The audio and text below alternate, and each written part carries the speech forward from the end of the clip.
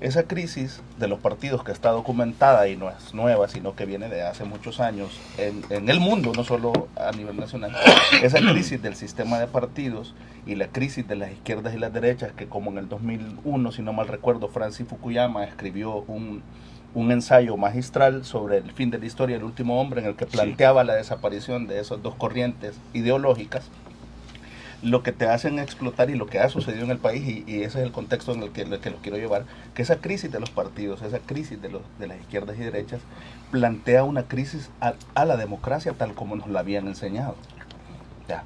O sea, nos habían enseñado una democracia en la que habían partidos que se disputaban el poder y que estaban obedeciendo a élites que dominaban esos partidos y que eran instrumentales de las élites, no instrumentales del pueblo. Entonces, esa crisis de la democracia, tal como estaba planteada, se rompió para mí en El Salvador en el 2021, en donde el pueblo le da el poder a Nuevas Ideas, a Nayib Bukele a través de Nuevas Ideas, y rompe con ese esquema de democracia con gobernabilidad comprada en ese momento. Ahí se quebró. Pero esto, lo que ha ocurrido en el 2024 con estos resultados tan aplastantes, es que lo pulverizó ese esquema democrático, y lo decía muy bien el presidente en su discurso, que le preguntaban de la democracia, pero no, es que yo creo que estamos en un momento crucial para Latinoamérica, porque podemos comenzar a construir un nuevo modelo de democracia. Yo estoy atreviéndome a escribir al respecto, porque yo lo quiero modificar y decir a un sistema de gentecracia, o sea, democracia en favor de la gente. O sea, es una cuestión bien filosófica que obviamente puede ser ampliada y todo, pero ahí es donde te encajan todas las situaciones, porque ¿qué es un plebiscito como lo plantea Julio? Consultarle al pueblo qué es lo que quiere, y el pueblo te está dando una respuesta no solo del candidato presidencial, sino de sus políticas públicas, y los datos no te lo dejan mencionar. Ahí también encaja lo que dice Walter, una reingeniería del Estado como tal, porque ¿qué es lo que estás pensando? Tenés una asamblea que cambió, ya no van 84 diputados, son 60, estás tocando la reingeniería estatal. Ya no tenés 262 alcaldías, tenés 44, estás tocando o sea, estás en una construcción de algo que va mucho más allá, si lo vemos desde una amplitud de análisis, que las simples votaciones. Perdón, Juan, agregar un detalle. Ya no se reparten las instituciones por cuotas partidarias, ya no. Ajá. Ahí vas. El hartazgo político de la ciudadanía hacia el régimen partidario va a presionar a que de verdad se evalúe la reforma constitucional sobre el monopolio de que no puedes accesar al poder si no es a través de los partidos políticos, ¿verdad? Ese es un tema que va a entrar en alguna discusión, porque tal y como está ahorita, la Constitución le da ese privilegio al partido político, ¿verdad? Aunque hay una sentencia que le hemos criticado con Juan desde mucho, de que modificaron la Constitución vía sentencia jurisdiccional, ¿verdad? Bajo el régimen de la interpretación que tantas veces hemos hablado nosotros aquí. Yo creo que, y aquí comparto una tesis con Dagoberto, que las vísceras del régimen partidario están en el alambrado. Definitivamente ya no hay forma de hacerlo. Por lo tanto, yo sí creo que llegó el momento de poner sobre la mesa ese rumbo. Y creo que la figura del presidente, uno analiza resultados. Yo no estoy diciendo, como vos dijiste, bueno, bonito, o me parece bien. Ves el resultado de una acción. Y eso, ¿por qué yo lo califico como un plebiscito? Porque es en lo que le da la legitimidad al final a una decisión. Y en el caso de la gestión presidencial, yo estoy convencido básicamente, y esto reconocer que no es tema de aplauso ni tema, pero es una realidad lo que impuso. Lo que mucho, y tengo que confesarlo, decíamos que no se podía dar en el anterior, se dio con el régimen de sacar los 55 votos, que a todos nos habíamos dicho y todos dijimos no, es que matemáticamente es imposible que le dé. Por eso es que se rompió, por eso yo digo que el primer quiebre fue ahí, ¿verdad? Porque entonces, el esquema que estaba se rompió, porque era imposible matemáticamente, pero lo rompe el pueblo el 2021. Aquí lo que está pasando es, y yo lo voy a decir, nunca aprendieron a leer Yo sí, Julio, yo dije siempre que iba a obtener mayoría absoluta, nuevas ideas. Giovanni, Sí, yo también. también. Del Y 2021, lo digo, sí, sí, sí, estoy hablando del 2021. sí. Es más, presenté el cuadro diputado por diputado, departamento por departamento, porque creo yo que los que nos vimos inmersos en entender el cambio de lectura del sistema, comprendimos muy bien qué estaba sucediendo allá. Y tú tienes el otro elemento que te sirve, que son la medición de la opinión popular de una manera técnica y de una manera científica, que va corroborando si vas haciendo las cosas correctamente o no las vas haciendo, y te da un resultado. Yo creo que aquí nadie de aquí en adelante, las encuestas, porque yo quiero señalar eso, se comportaron. A mí no me puede gustar Oscar Joao Picardo, pero los números los puso. Salvo una cosa que yo te lo dije. Ni lo que dijo en CNN sobre el que era el maestro del presidente. No, porque esos son estilos y esas son cosas que no tienen trascendencia ni importancia para mí. O sea, el presidente lo tomó hasta jocosamente. Sí. Van a ir a buscar. No puedo pronunciar la R, va a decir la R, chiquito. O sea, y esa es la forma que se contesta a esas tonteras del viejo esquema partidario. No, yo lo que te quiero apuntar es que las encuestas, salvo una cosa que yo te la advertí a ti, y lo dije con mucha claridad, que esos niveles de participación que estaban anunciando son irreales, porque hay dos conceptos. Para empezar, vamos a atomizar una mentira que se ha ya generalizado, que no es verdad. Esta elección votó el 55.3% de las personas, no votó el 52.7%, como el Tribunal Supremo Electoral lo dio a conocer. No, porque no es así. Porque la votación nacional es del 53.3, las votaciones en el exterior es otro mundo, porque hay otra condición. Correcto. Eso simplemente suma al voto válido, pero no a la participación electoral, porque no es lo mismo trasladarte a un voto residencial desde tu casa hacia la junta receptora de votos, que te puede quedar lo más a 4 o 5 kilómetros, que venir en California desde un condado y tener que caminar 3-5 horas en vehículo para hacerlo. Eso es diferente. Que yo comparto totalmente que hay un proceso de transformación y que depende con la lupa que lo mires, así te puedes, dijéramos, retratar o no. Nos cuesta a muchos entender este proceso. A mí me costó entenderlo, de poder interpretar qué es lo que se significaba. Es más, creo que el fenómeno Bukele va a dar para mucho tiempo un estudio. Un paréntesis, ¿y qué le pasó a usted cuando comenzó a entenderlo? Se comenzó a ganar enemigos, ¿verdad? Por supuesto, lógico, y a ti te consta, sí, pues, o sea, claro. Cuando he aplaudido. No tengo ningún inconveniente en decírtelo, ¿verdad? Sí creo, por eso mi tesis es que la figura hegemónica es con todo el respeto para el Partido Nuevo, quitarle tú al presidente Bukele y decirme con qué contarías. Ahora tiene que crearse esa, porque en algún momento él va a huecar, va a desaparecer, y tiene que crear una estructura que empuje toda esa política de transformación de la que han estado hablando. Mira, con respecto a la reforma, yo sí creo que las condiciones sociales, económicas, políticas del 83 no son las mismas ahorita. Tenés que enfrentar y poner sobre la mesa, por ejemplo, el tema de participación directa de la ciudadanía. Ya está claramente, te lo dejó esta elección, pues la vas a tener que cambiar, o por lo menos discutirla sobre ese tema. ¿Y por qué me vas a decir vos que la reelección es mala? No, Estados Unidos tiene reelección, México tiene reelección. O sea, el concepto de reelección, si lo querés asociar a una persona, entonces vas a decir que es mala. Pero aquí analicemos. Si la reelección es buena, ¿por qué no permitirla? Si la política te la está dando. Pero ¿qué tenés que hacer a la par? Referéndum revocatorio. ¿Qué pasa si esta persona está actuando mal a los 2 años o 2 años y medio? Permitirle a la ciudadanía también revocarle el mandato. Pero yo no le tengo miedo al tema de la reelección. ¿Me explico? Porque todos los países la tienen. Que lo que pasa es que aquí se ha satanizado el tema de la reelección por una resolución jurisdiccional, ¿verdad? Pero esos son otros 100 pesos y otro análisis. Yo sí creo que estoy convencido que el país llegó al punto en que hay que poner sobre la mesa muchísimos temas que la Constitución permite. Hasta el año 70, creo que se puede poner como límite, funcionó de maravilla. Y siguió funcionando mucho tiempo después, pero hasta el año 70 funcionó de maravilla un sistema para jugar al fútbol que era, Walter no me deja mentir, el 4-2-4. Una línea de defensa de 4 volantes y 4 delanteros, ¿no?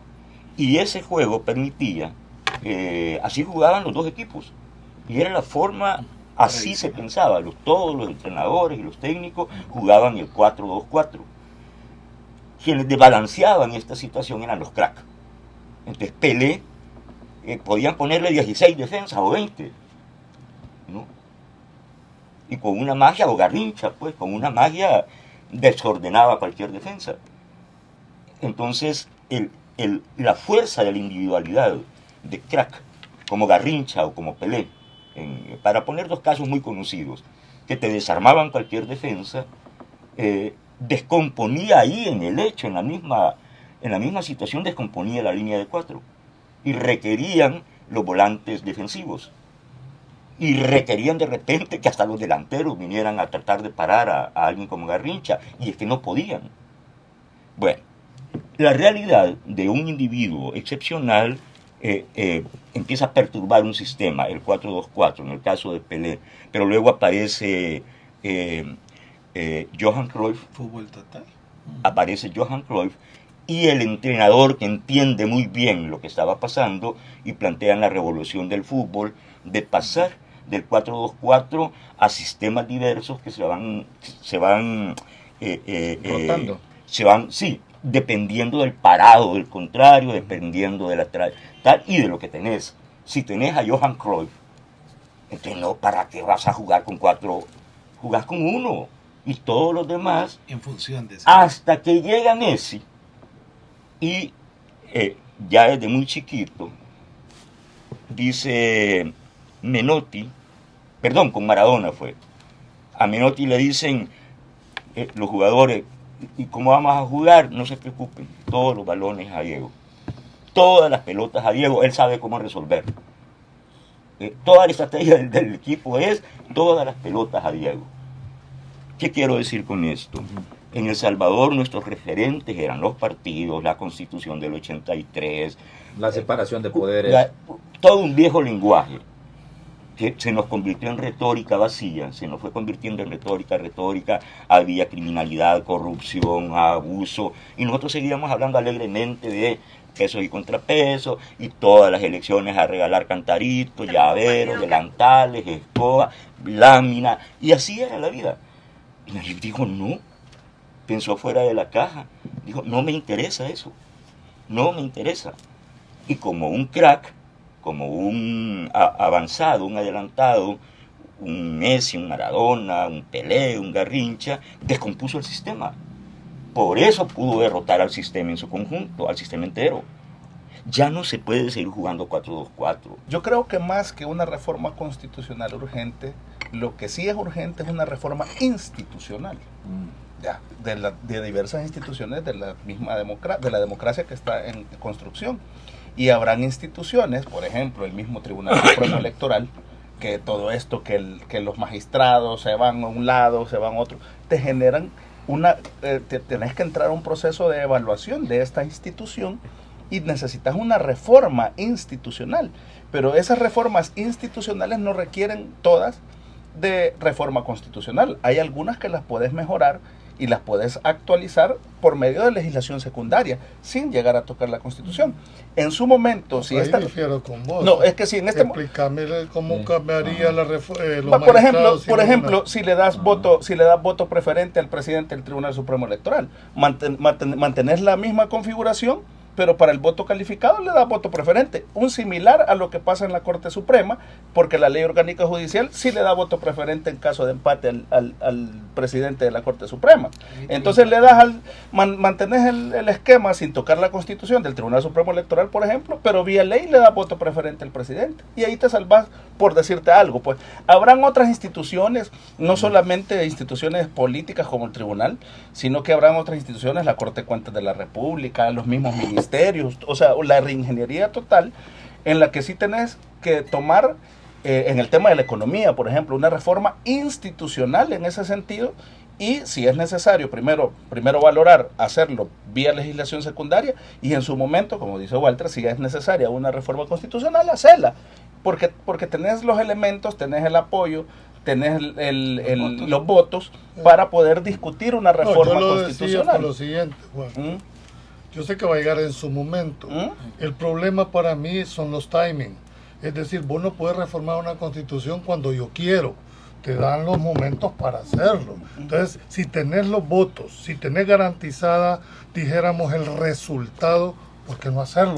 Lo que pasa es que yo sí difiero contigo, Julio, en el sentido de que no puedes correr solo por eso, o sea, sino que evaluar las instituciones y las cosas que querés cambiar de la Constitución del 83, que para mí sí hay muchas cosas que cambiar, y de hecho ahí está un trabajo avanzado por el vicepresidente con reformas constitucionales, pero no puedes correr, a mi juicio, en el sentido de pensar que la metas ahorita, y te la prueben después. O sea, quiero agregar algo Sí. en esta discusión, lo dije también el Sábado programa pasado. pasado. Esto también tiene una lógica que es posible verla con mucha claridad en retrospectiva ahora.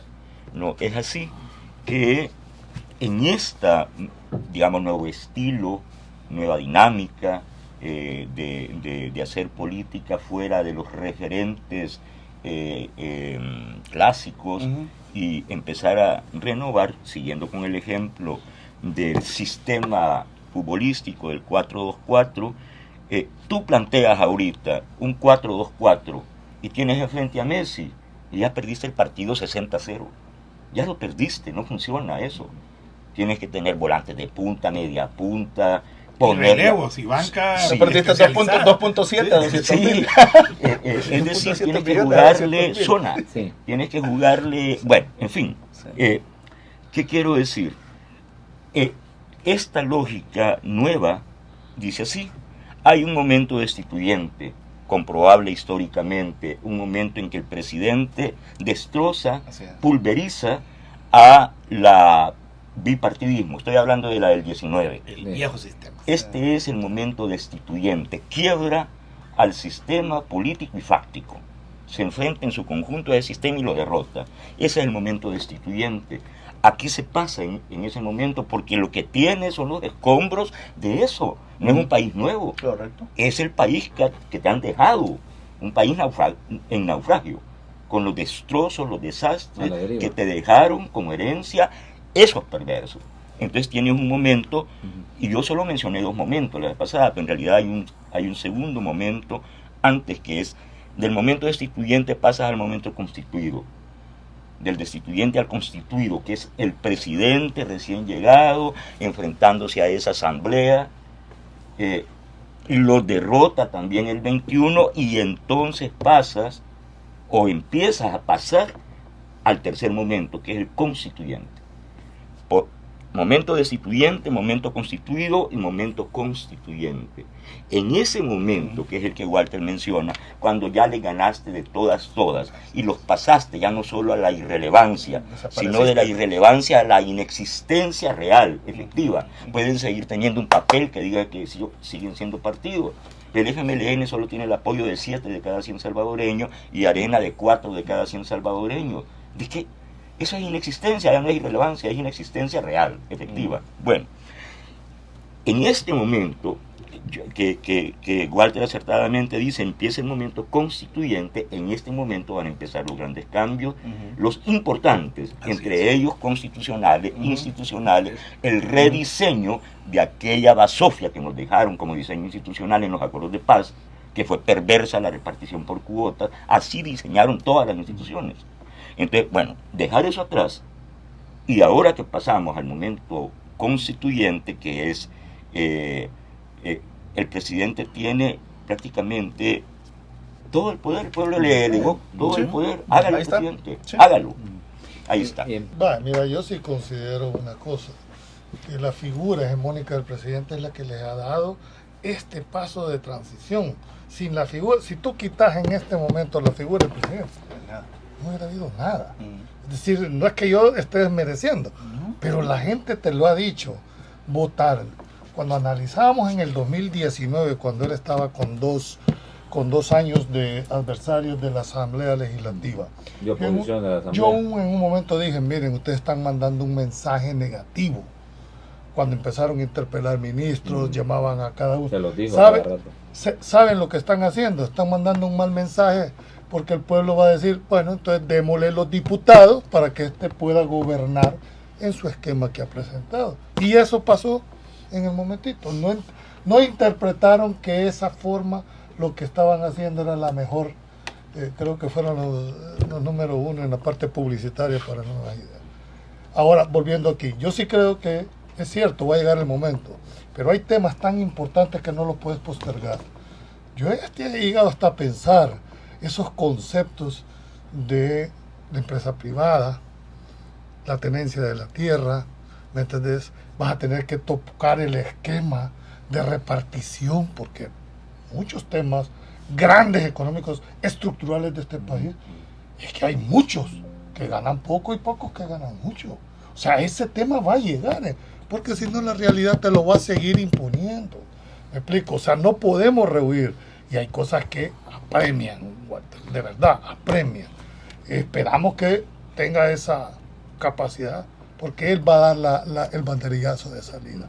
En el momento en que considere conveniente, yo espero no equivocarme, pero creo que la reforma va a venir antes de que termine esta legislatura. Ojalá me equivoque, pero no compartís? lo veo así. Yo en ese punto no tengo ningún problema, es que aquí nos han Es vendido... que planteaste que... No, yo dije, se podía yo dije hacer. que primeramente, no dije que no sea necesaria y no dije en qué momento. Lo que sí dije que urgente podrías hacer una reforma institucional previo a una reforma constitucional, pero sí estoy de acuerdo que nuestra constitución del 83 ya se le acabó la gasolina.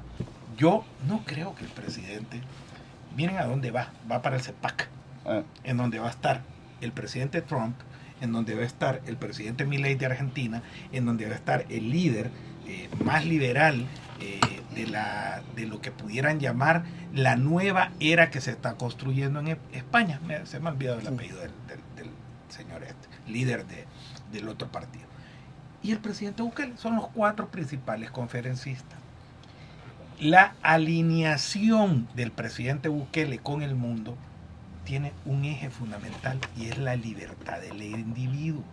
El presidente entrar puntualmente, que voy a tener yo al reparto de la tierra, a la tenencia de la tierra, no, es en la libertad que basará cualquier política económica. No, a los poderes fácticos ya los puso en su lugar y lo voy a explicar. No, ya los pulverizó y lo voy a decir cómo lo hizo. Porque para eso sí también, el presidente es fundamental, pero el colectivo ha tenido la inteligencia de trabajar en función de eso. Ese es el otro gran actor, el colectivo junto con el presidente. ¿Cómo pulverizamos? Ajá. ¿Y por qué entonces ahora los grandes señores que financiaban Arena, que también a veces había mucha fantasía de eso, porque yo sí he estado ahí y yo veía a Bobby Murray con los folders amarillos y los folders verdes, eran los de 500,000 y los de 100,000. No creas tú que llegaban a dar 3 millones, 2 millones, como cuenta la historia aquí. No es verdad. No es verdad eso es falso, totalmente, pero daban $500,000, uno, otro $500,000, el otro $500,000, y ahí iban juntando los 20 o 30 millones de dólares. Otros hasta le regalaban el carro al presidente, candidato a presidente de Arena, iba de Saquiro, voy a decirlo con claridad, venía la camioneta y se la daba, porque yo he sido testigo de eso. Pero entonces, ¿cómo los pulverizó? Demostrándole que gastar su dinero, que ni le gusta gastarlo, los 500,000 lloran por esos 500,000, les dijo, no les va a servir de nada. O sea, y si quieren venir a invertirlo conmigo, no les va a servir de nada. Les lo dijo clarito. Les lo dijo clarititito. O sea, aquí no es el viejo esquema de antes. Me preguntan en lo personal, amigos míos, pero vos, ¿por qué? Si puede ser ministro, si puede ser diputado. Yo no es despreciando al presidente ni despreciando a Nueva Ciudad, pero fíjate que para poder ser influyente, y aquí voy al otro punto, no necesitas ya ser ministro ni ser diputado. Medios de comunicación. Es correcto. Medios de comunicación. Y tú, Julio, que tienes una responsabilidad, tú, Natán, que la tienes, porque el mío no es un medio de comunicación. Sí, porque comunica, pero es un medio de opinión política. no es un medio de comunicación propiamente dicho. Pero ustedes sí tienen una responsabilidad desde sus puestos, es que la lectura de la sociedad se dé en sus medios. Y eso no existía. Mira cómo van cambiando las cosas. No fui porque el tiempo no alcanzó, pero después de 9 años me invitó Telecorporación Salvadoreña. Hoy en la radio donde estamos, ¿cuántos años tenía de venir de no estar yo en un programa de la KL? Hoy ya estamos en la KL. Así como Julito me va a invitar después a Pulso Ciudadano. No cualquier ir. día de eso. O sea, es que la apertura te la ganás en el concepto de la fuerza de influenciar lo que te acompaña. Pero, y ahí viene, yo voy a decir esto, los medios de comunicación, si no entienden esto, van a ser los siguientes pulverizados por este proceso de transformación. Y lo hago con la mejor. No lo van a ser cerrados por decreto. No es amenaza. No son cerrados por decreto. Les va a pasar lo del 33. Les va a pasar lo de Foco, que se vuelven inoperantes y tienen que salir por asuntos económicos.